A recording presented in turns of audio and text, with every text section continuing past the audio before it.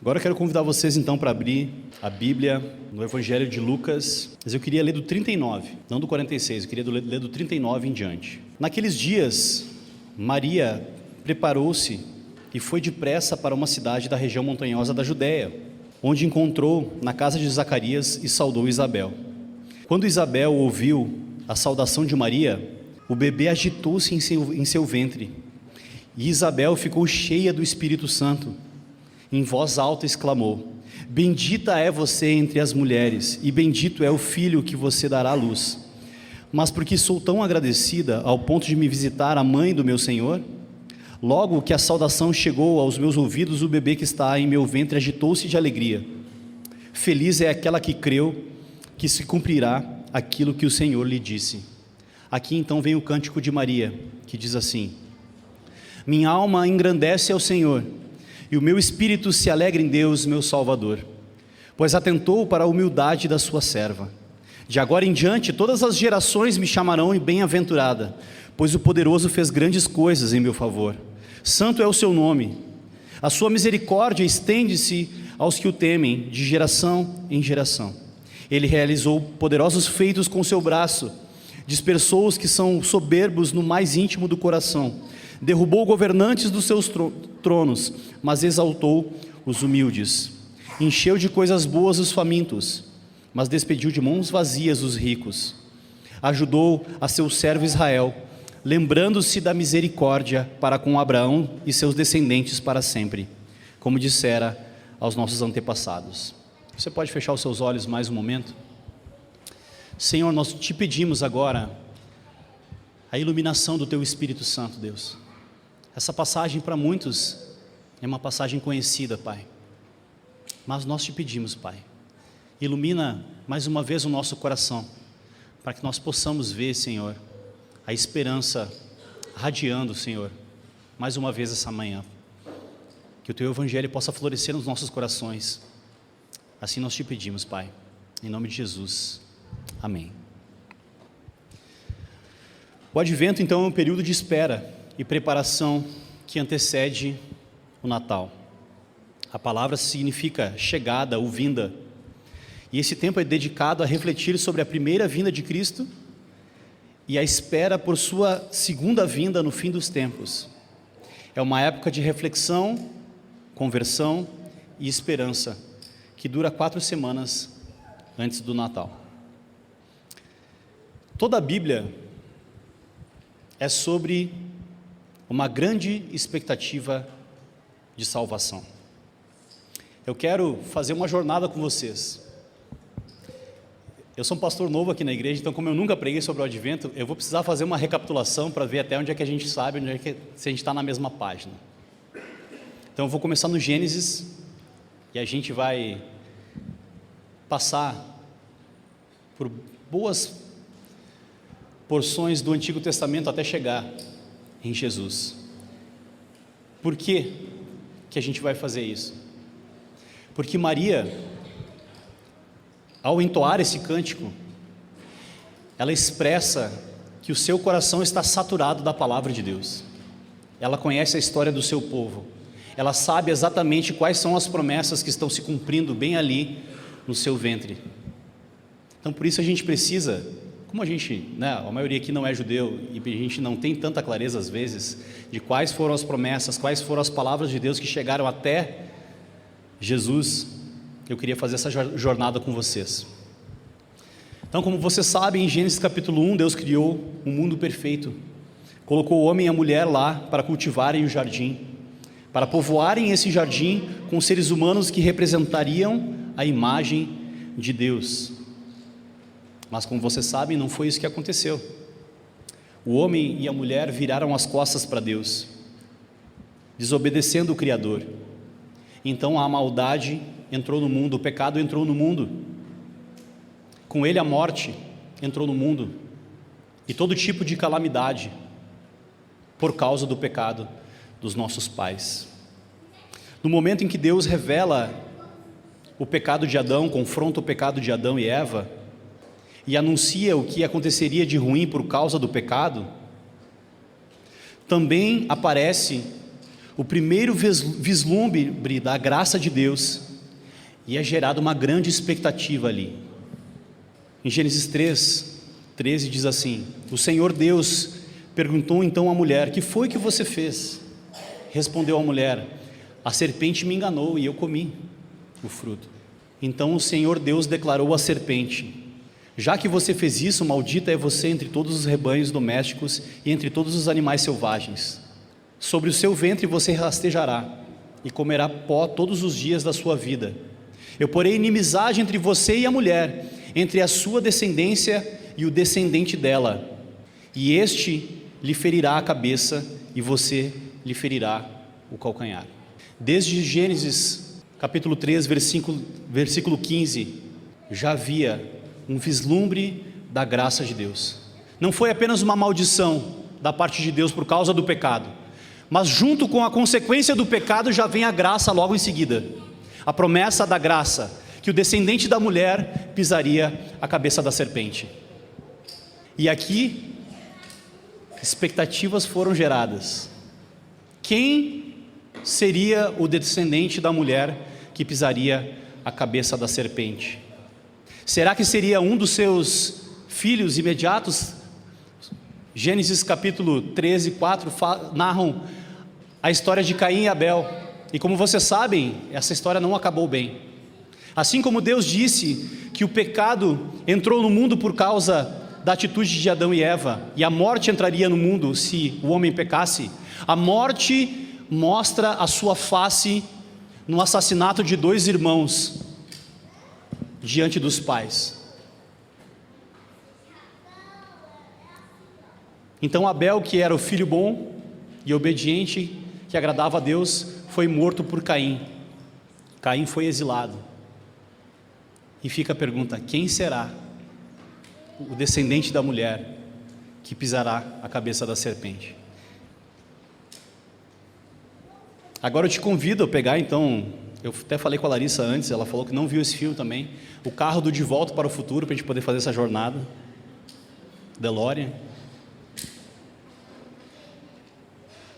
Então existe uma grande, o que eu quero dizer aqui? Existe uma grande expectativa de redenção que percorre todo o Antigo Testamento até chegar na passagem que nós lemos. Existe essa expectativa. Mais um tempo depois, em Gênesis capítulo 12, começa a história de Abraão, que foi o patriarca da nação de Israel.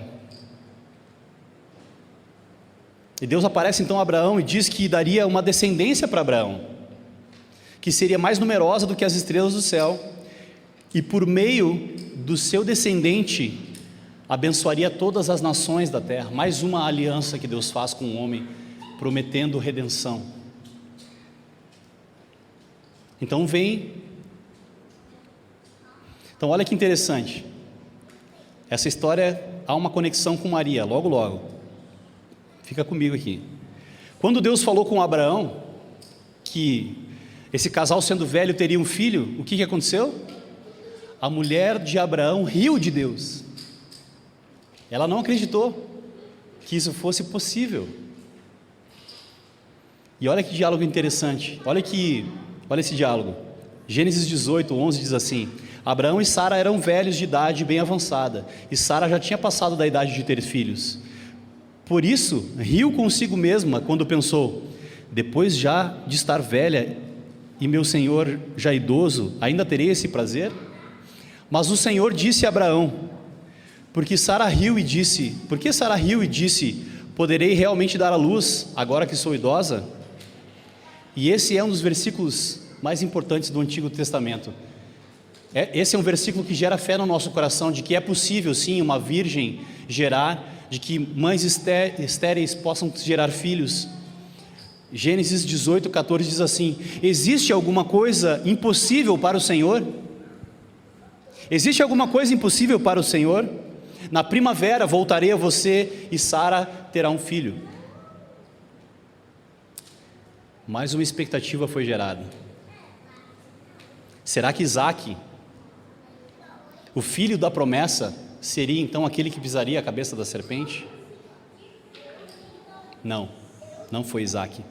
Não foi Isaque, também não foi Jacó, e também não foi José.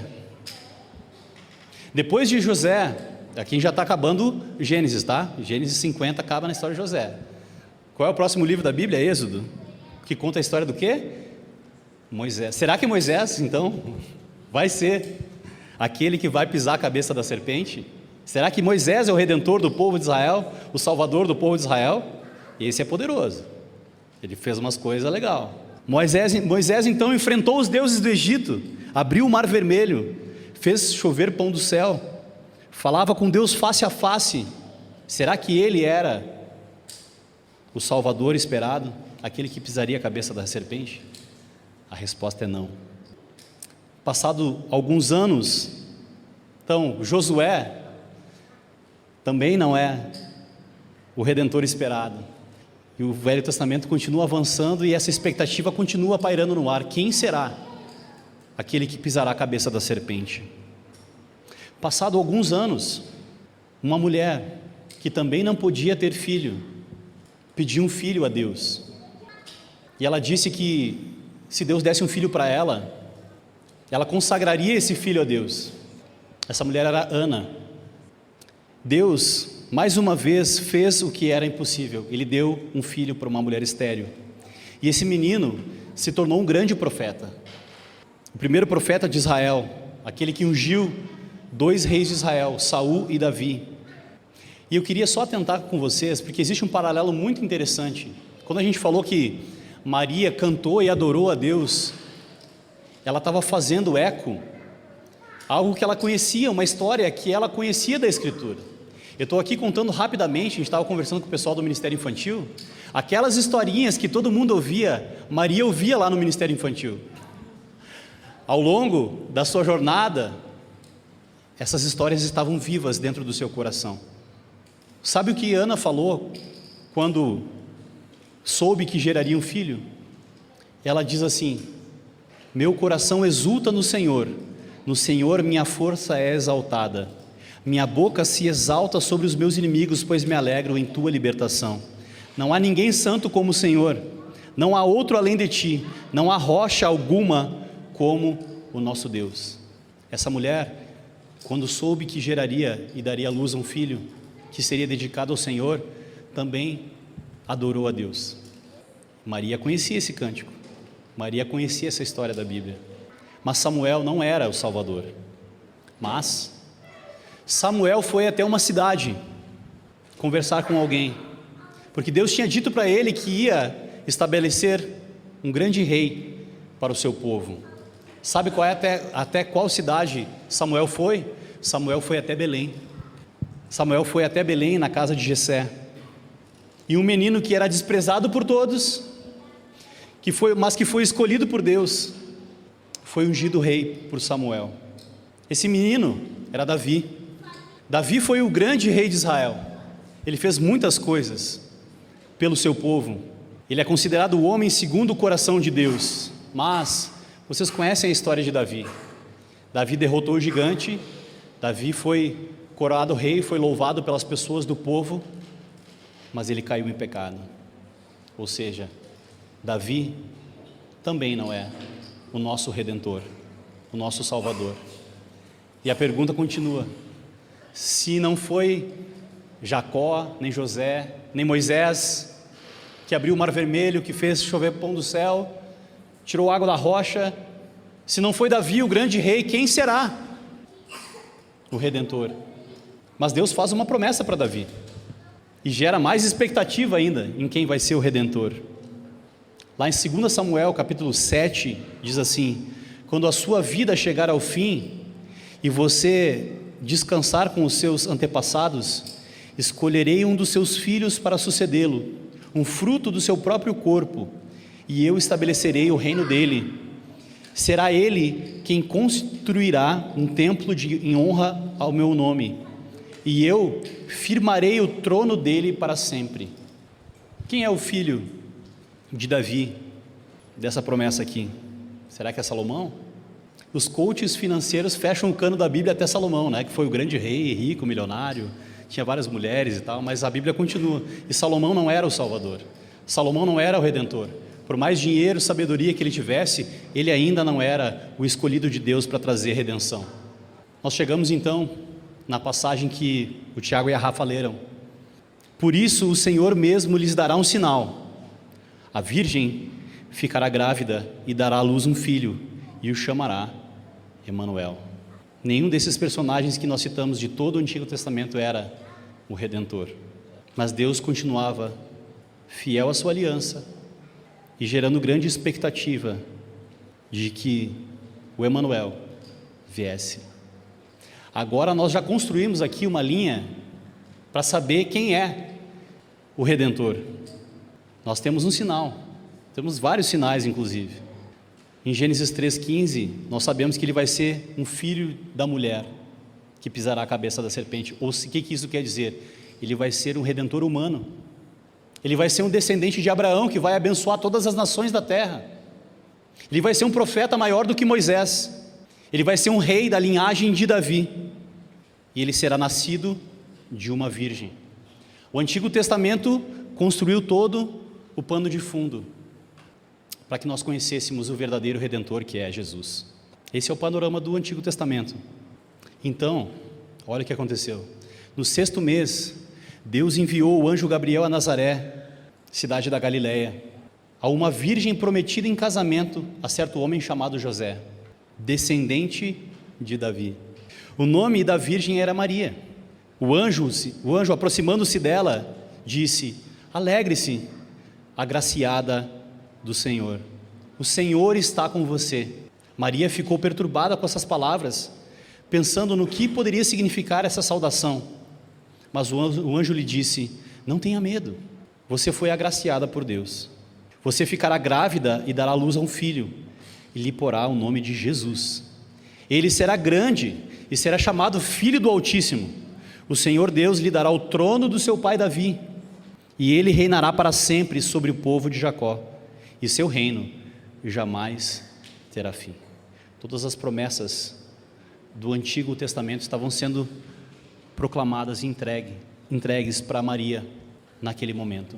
Vocês viram que Maria ficou assustada. Toda vez que chegava um anjo ou que Deus falava com alguém no Antigo Testamento, as pessoas achavam que era o momento do juízo de Deus e ficavam assustadas. Mas o anjo falou: não tema, pelo contrário, você foi agraciada. A graça chegou até você e vai chegar a todos por meio de você. Agora toda a expectativa do Antigo Testamento foi cumprida. Deus cumpriu todas as promessas em Jesus. O verdadeiro Salvador agora estava sendo gerado no ventre de Maria.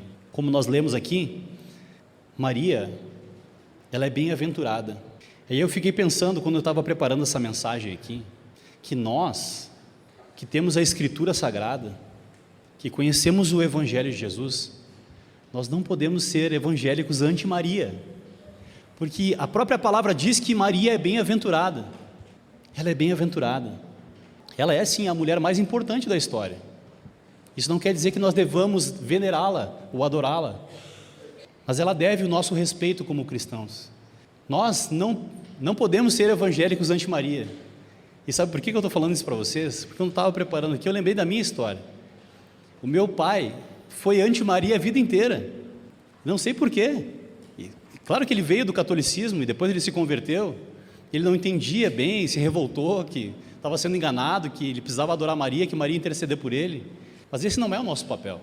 Nosso papel é, nós reconhecemos que Maria foi um poderoso instrumento nas mãos de Deus para nos entregar o Salvador, Jesus. Nós como cristãos, nós devemos sim honrar Maria, mas não venerá-la.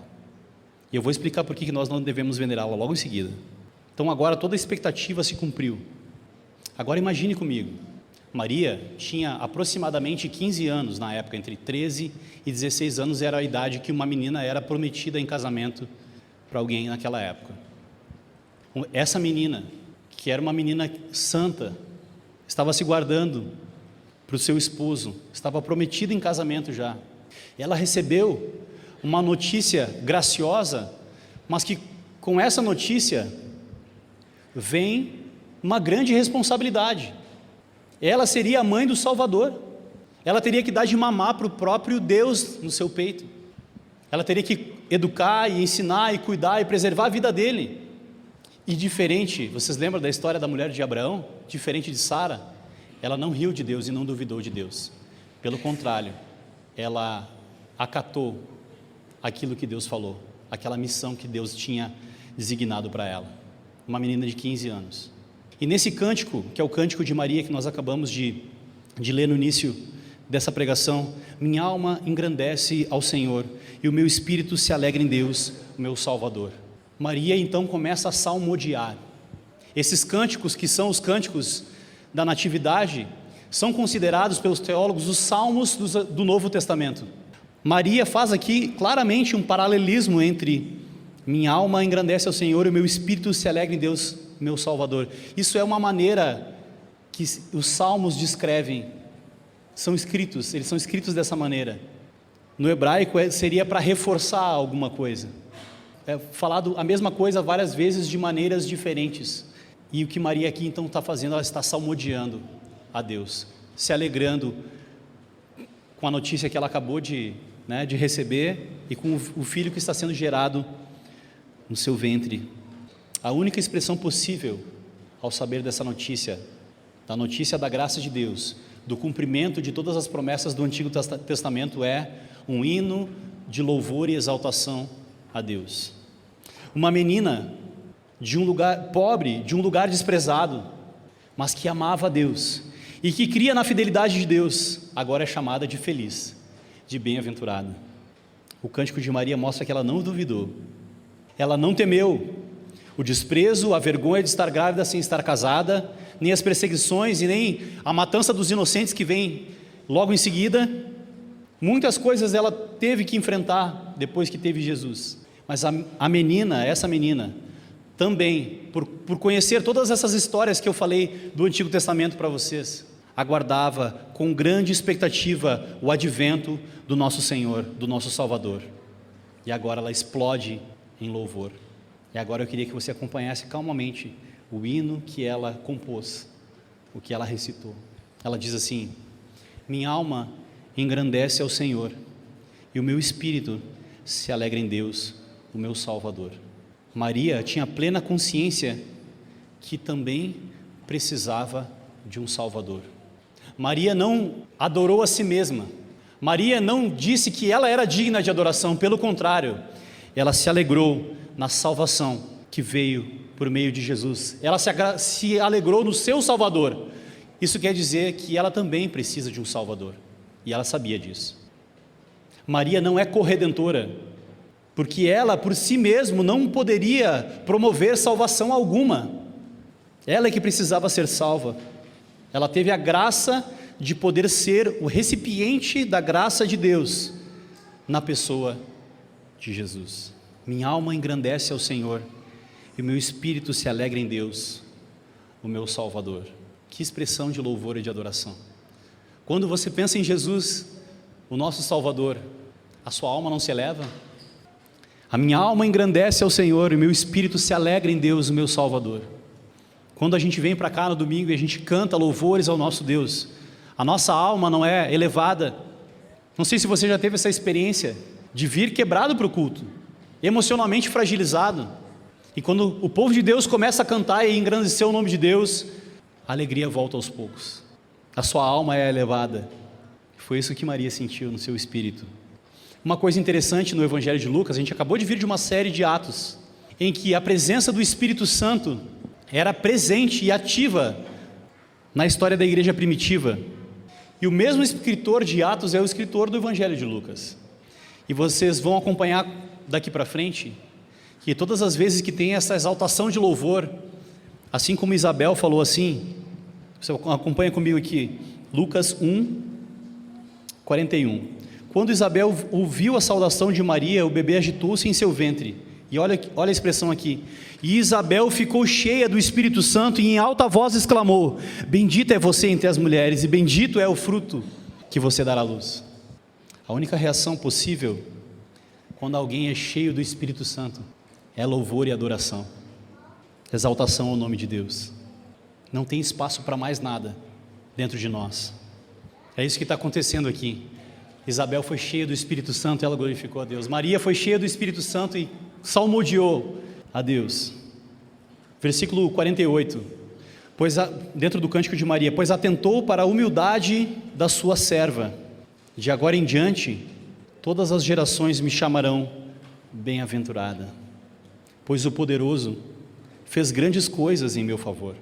Se nós contamos com ênfase a história de Moisés abrindo o Mar Vermelho, de Davi ganhando de Golias numa batalha épica, mais ainda, nós contamos com efusividade e com alegria a história de que a menina desprezada, humilhada, foi escolhida por Deus para gerar o Salvador, e todas as gerações me chamarão de bem-aventurada, pois o poderoso fez grandes coisas em meu favor.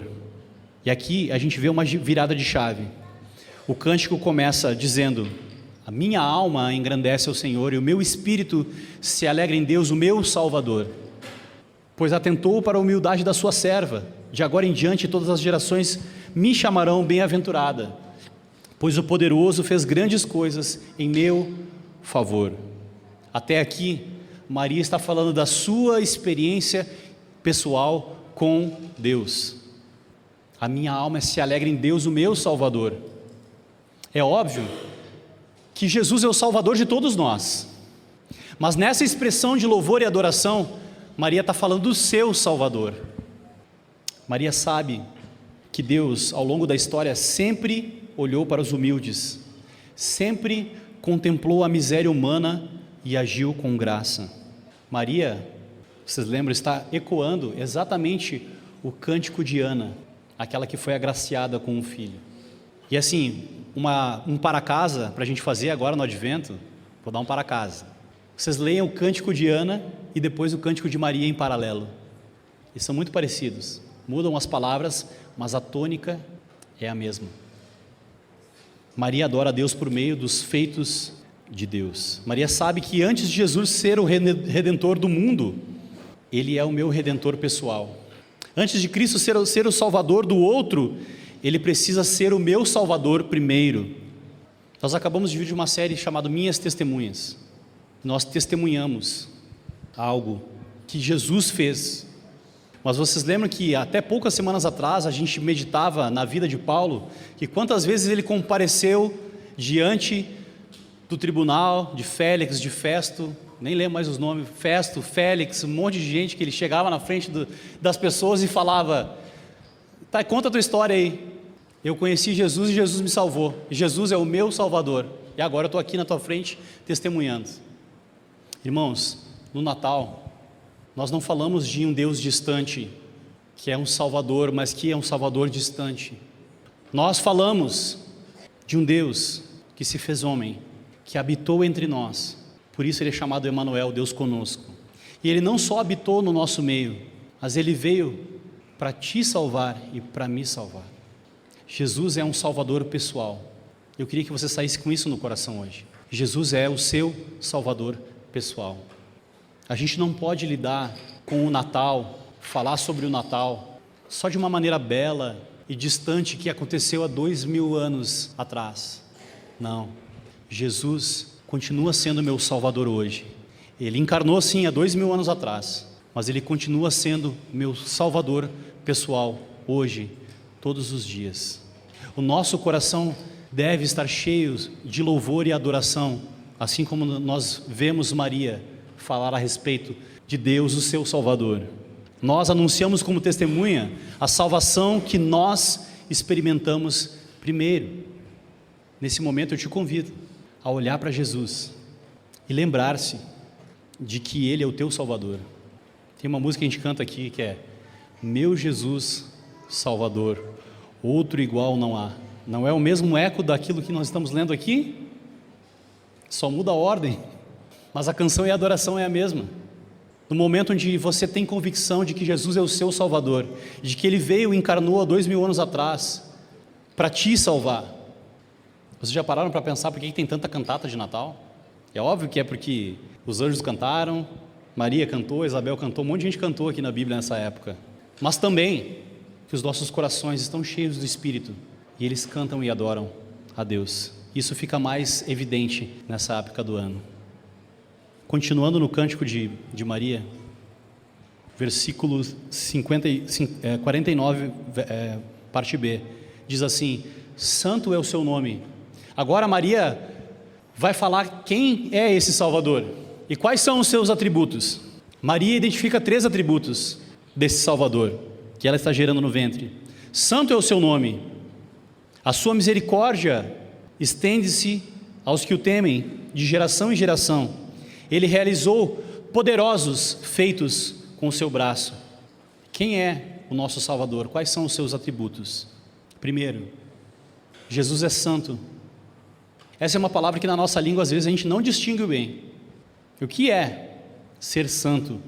Alguém que é distinto, diferente de todos e separado, incorruptível. Nele não tem mancha alguma, não tem defeito algum. Ele não tem pecado, ele é santo. Esse é o nosso Deus. Esse é o nosso Salvador. Então, primeiro atributo que Maria destaca nesse cântico: ele é santo.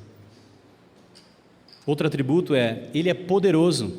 Ele tem poder para salvar, para destronar os orgulhosos e assumir o trono e reinar para sempre. Deus é poderoso. Ele vai realizar uma salvação poderosa. Terceiro atributo: ele é misericordioso. Olha que nuance interessante. Quando a gente fala a palavra poder, poderoso, na época em que Jesus nasceu no Império Romano, poder era domínio no sentido negativo da palavra. Era dominação, era imposição. Mas Jesus não tem o mesmo poder de Roma. Jesus é muito mais poderoso do que o Império Romano. Essa é a ideia aqui. E além de poderoso, de ter poder para subjugar qualquer reino, ele também é misericordioso. Ele é misericordioso. Mesmo sendo poderoso e invencível, ele não é um déspota. Ele é um rei poderoso, mas compassivo e misericordioso, que se atenta para o humilde. Versículo 52, ele diz assim: derrubou os governantes dos seus tronos, mas exaltou os humildes. Ele encheu de coisas boas os famintos, mas despediu de mãos vazias os ricos. E aqui tem mais uma última coisa. Maria identificou um dos atributos mais importantes de Deus, que é a sua fidelidade. Deus é fiel à sua aliança. E nós vimos hoje Deus sendo fiel a essa aliança desde Gênesis. Desde Gênesis 3,15, que ele prometeu que alguém pisaria a cabeça da serpente, e Deus foi fiel ao longo de toda a história da humanidade. Ele prometeu Jesus, e Jesus de fato veio. Maria olha para o passado e contempla a fidelidade de Deus. Todas as promessas feitas para o seu povo, para os seus antepassados, foram cumpridas em Jesus. Maria exalta a fidelidade do nosso Deus. Ajudou o seu servo Israel, lembrando-se da sua misericórdia para com Abraão, com quem ele fez uma aliança, e seus descendentes para sempre, como disseram os nossos antepassados. Todas essas histórias de redenção, toda essa expectativa que foi gerada em todo o Antigo Testamento, culminou em Jesus Cristo.